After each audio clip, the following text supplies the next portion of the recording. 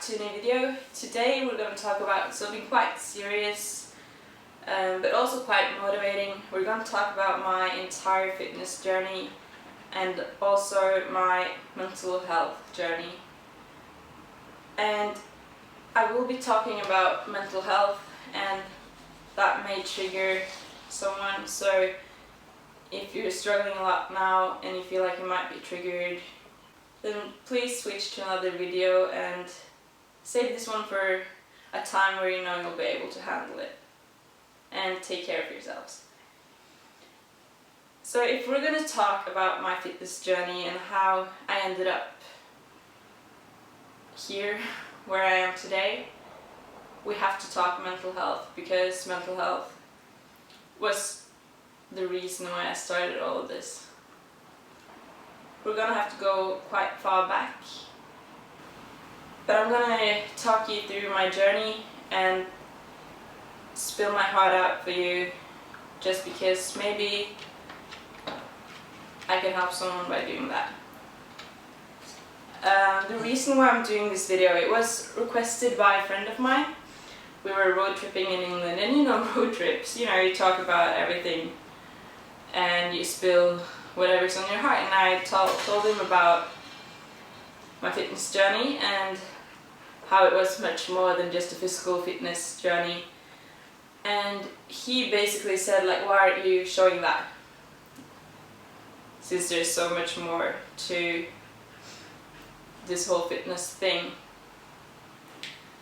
And those of you who also follow me on Instagram might know that I posted a poll, and it was quite a close call, but this video was most requested, so here we are. So in 2013, life was getting pretty rough for me. I had been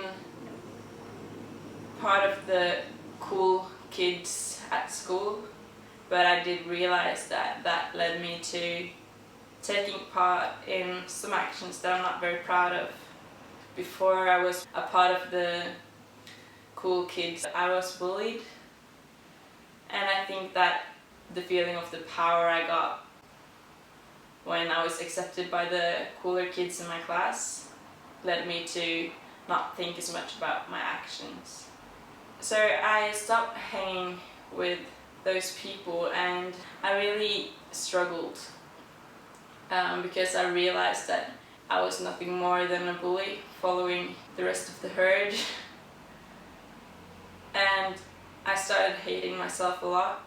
It's been quite rough realizing that I was bullying someone, because that's really the most horrible thing you can do. And when I was realizing that, I just developed so much self-loathing. After that, I was not diagnosed at once, but I got depressed.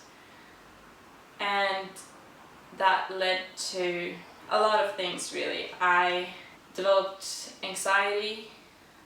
After a while, I also developed an eating disorder. My closest group of friends were all really active and fit and skinny, and they were doing all kinds of sports, and I wasn't the most active kid in school, and I was comparing myself to them, because obviously you're 14, that's what you're gonna do. It led to me starving myself, and me starving myself led to me binging, and that led to me purging, and it was an evil cycle that I struggled to get out of. It would have been, I guess, around 2015, I sent my best friend at the time a text saying, I want to kill myself. She did the right thing. She called my mom. My mom was able to stop me, but I hated her for it.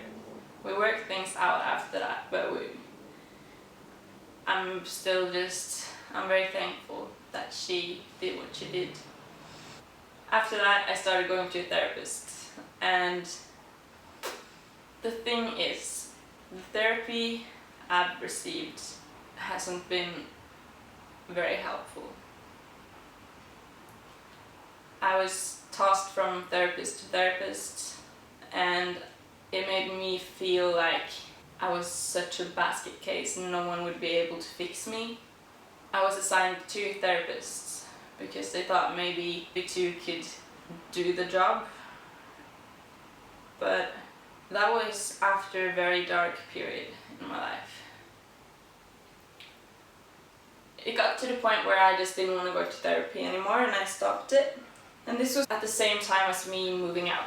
I moved out at 15, or like 15 and a half. I stopped going to therapy. I thought I was doing completely fine, and I wasn't. I think I just kept my mask on just not to realize that I was still struggling a lot. And in September 2016, I was in the hospital after a suicide attempt.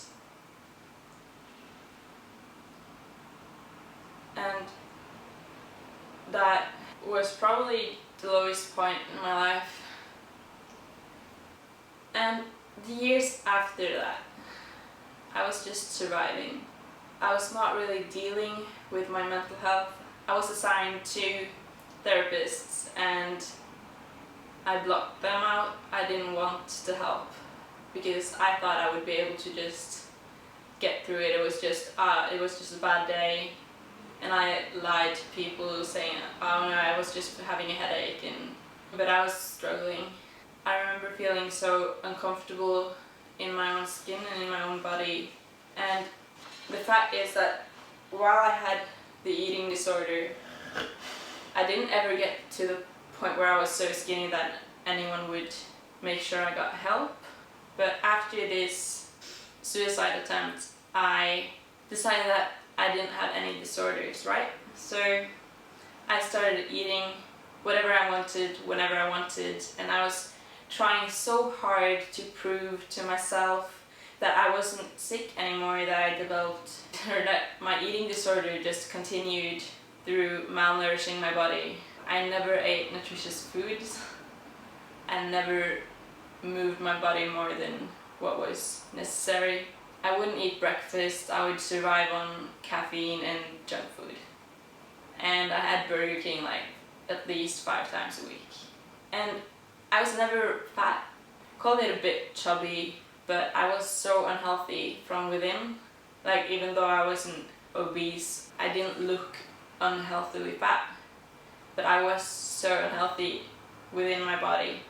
I remember I started following this account on Instagram called Sarah's Day, just because, you know, she was so fit and so lovely, and you know, you follow all the goals you never think you'll achieve.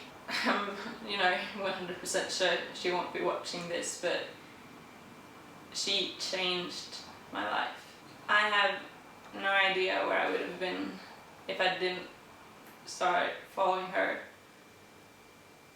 And I know this sounds very dramatic because, you know, I followed a girl on Instagram and that changed my life, but Sarah shows you her true self in every post, in every vlog, and she keeps saying all the right stuff that you want to hear if you're even thinking about starting a fitness journey. As I followed Sarah's life, she just showed me how she eats intuitively. So if she wants chocolate, she'll eat chocolate, but she might go for a healthier option. I decided while vacationing, I had one day where I just decided that I'm changing my life. And Sarah, if you're watching by any chance, thank you so much.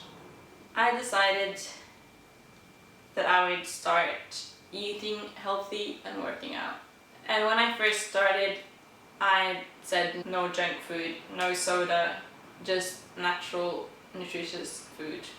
Now I'm a lot more relaxed with my eating, but at the start I was very, very strict. So I would use honey instead of refined sugar, and I didn't drink soda, and I would try to only eat the stuff with like few ingredients, and that worked so well for me.